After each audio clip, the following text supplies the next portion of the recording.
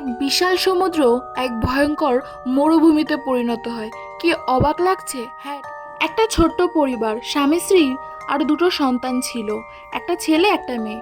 ছেলেটা জন্মদিনের দ্বারা সমুদ্রে ঘুরতে গেল, কিন্তু রাতে এলো ভয়ঙ্কর তুফান। সবকিছু হারিয়ে তারা সকালে যখন চোখ খুলে দেখে সমুদ্রটা হারিয়ে গেছে, জায়গাটায় পরিণত হয়েছে এক ভয়ানক মরুভূমিতে।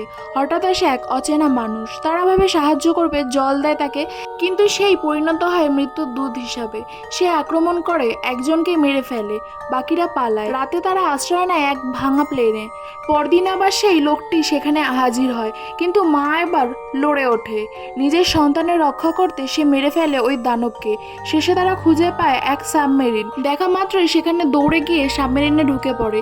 ঠিক তখনই সমুদ্র ফিরে আসে। তুফান, ঢেউ, ধাক্কা সবকিছুতেই তারা জ্ঞান হারিয়ে ফেলে। তারপর হঠাৎ জ্ঞান ফিরতে দেখতে পায় তারা এক অজানা শহরে। তখন নতুন করে বাঁচার শক্তি পায় তারা।